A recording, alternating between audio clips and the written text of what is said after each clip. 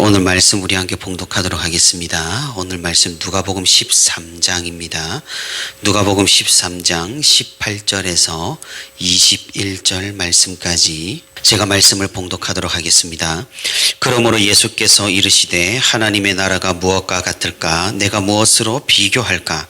마치 사람이 자기 채소밭에 갖다 심은 겨자씨 한 알 같으니 자라 나무가 되어 공중의 새들이 그 가지에 깃들였느니라. 또 이르시되 내가 하나님의 나라를 무엇으로 비교할까?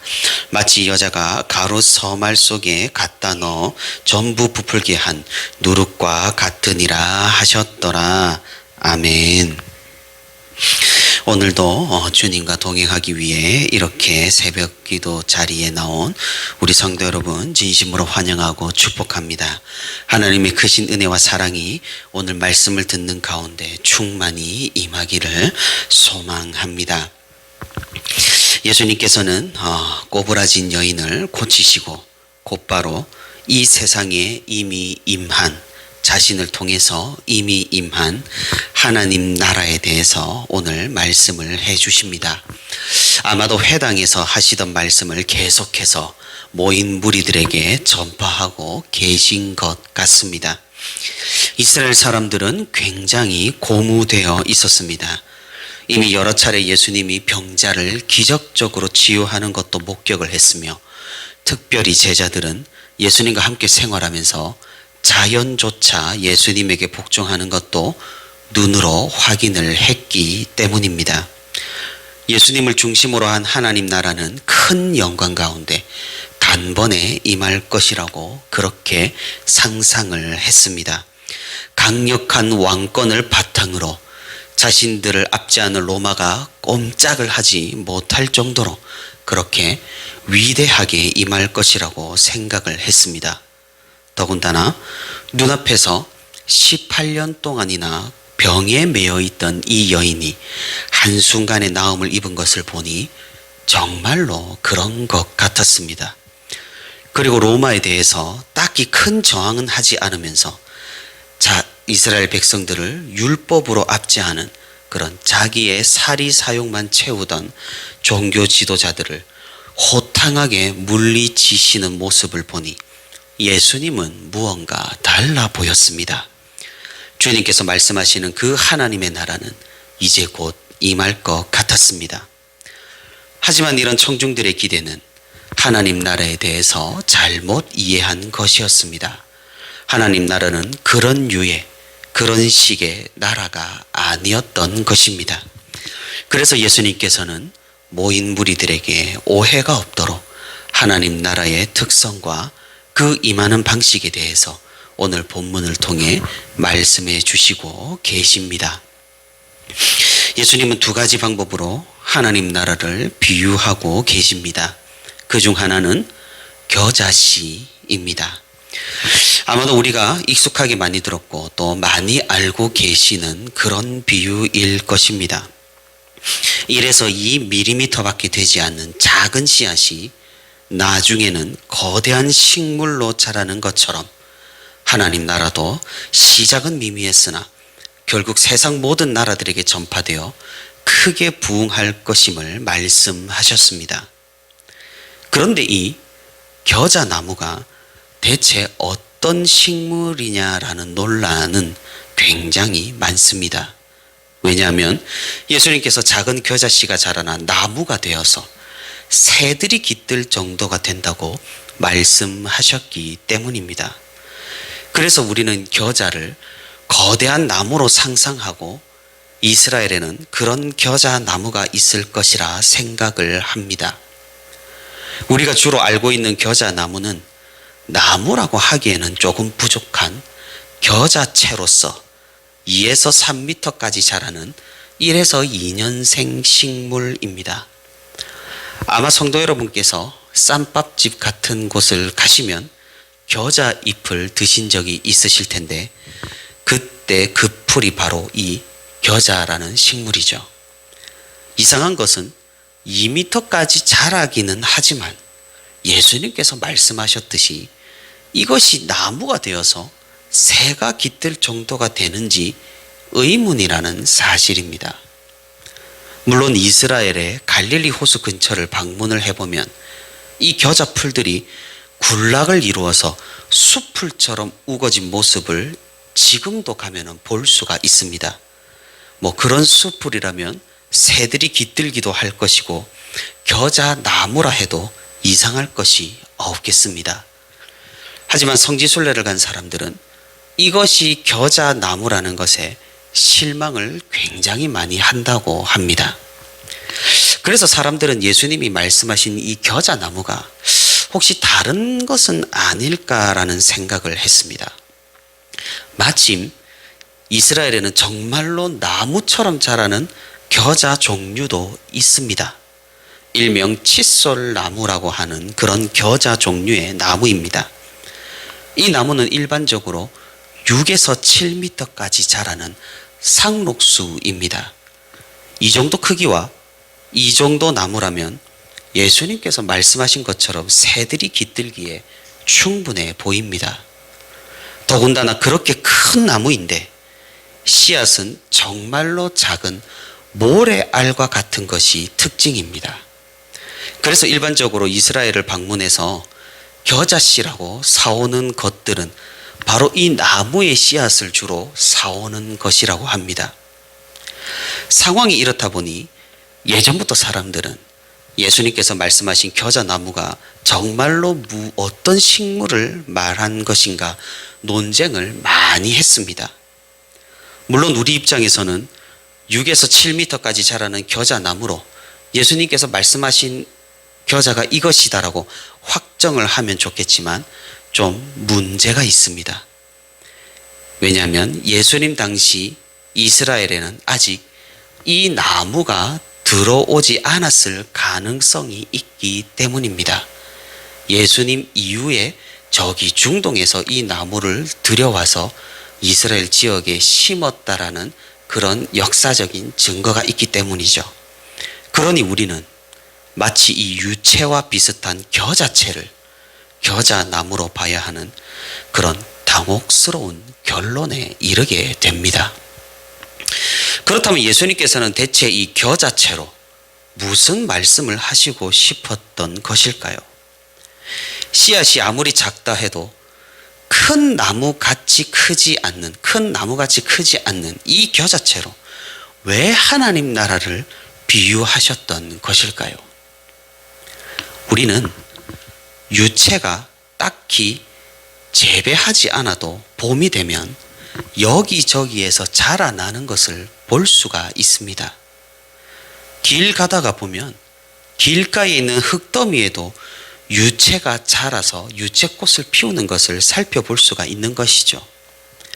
그러니 이런 류의 작물은 경작을 세심하게 하는 작물이 아닙니다. 병충해에도 강하고 또 예수님이 말씀하신 것처럼 아주 작은 씨앗을 심었는데 금방 빠르게 자라나기 때문에 관리가 특별하게 필요한 작물이 아니라는 것입니다.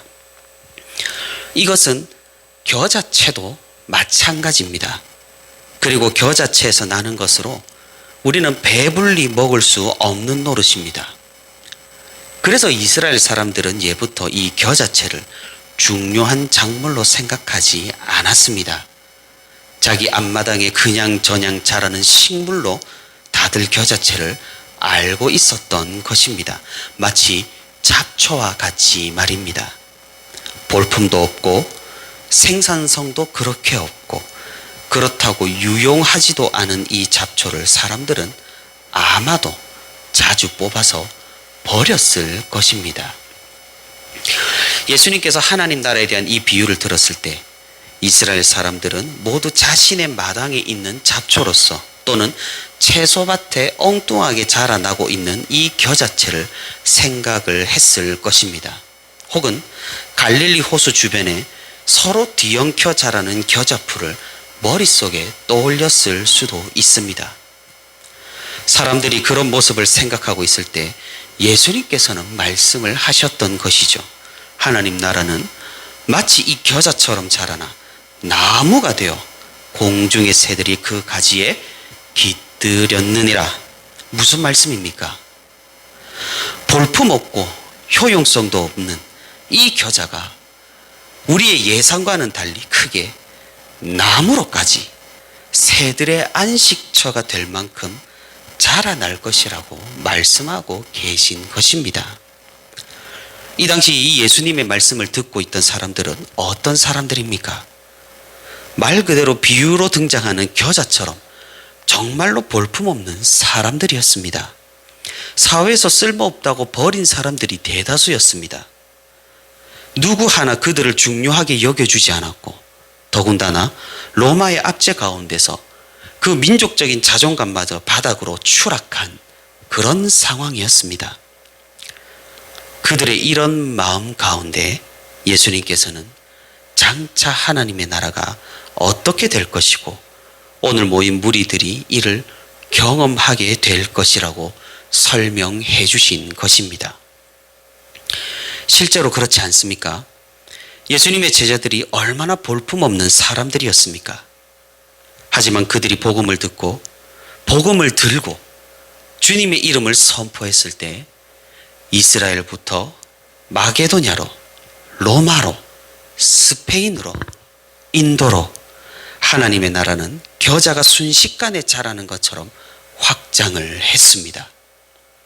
그리고 그 예수님의 제자들은 정말로 예수님께서 말씀하신 그 겨자가 나무라고 할 수 있을 만큼 거대하게 우뚝 서서 새들이 깃드는 것처럼 많은 사람들의 보금자리의 역할을 감당했던 것입니다.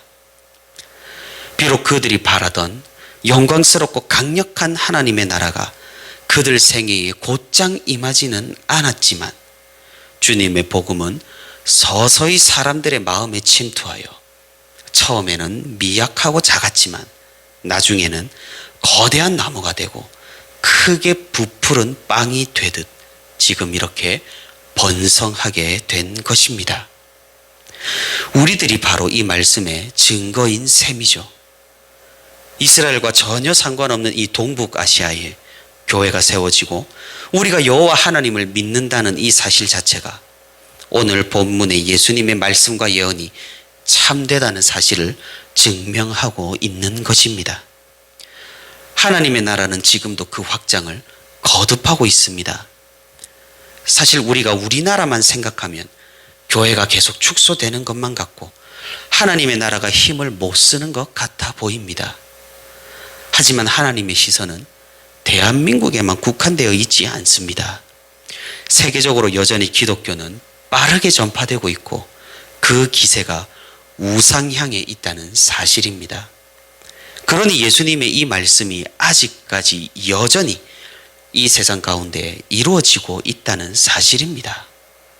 하나님의 나라는 끊임없이 확장해 나갈 것입니다. 그리고 예수님께서 다시 오시는 그날 하나님의 나라는 완성되어 우리는 그 충만한 영광과 기쁨에 감격하게 될 것입니다. 사랑하는 성도 여러분, 우리가 희망을 잃지 않고 낙담과 좌절로 나아가지 않으며 계속해서 그 나라를 소망하며 살아가기를 바랍니다. 주님의 나라는 절대로 망하지 않습니다. 주님의 나라는 결단코 사라지지 않습니다. 세상 사람들이 그렇게 짓밟고 없애려고 갖은 폭력과 무력을 사용했지만 그럴 때마다 하나님의 나라는 더욱 커져만 갔다는 사실입니다.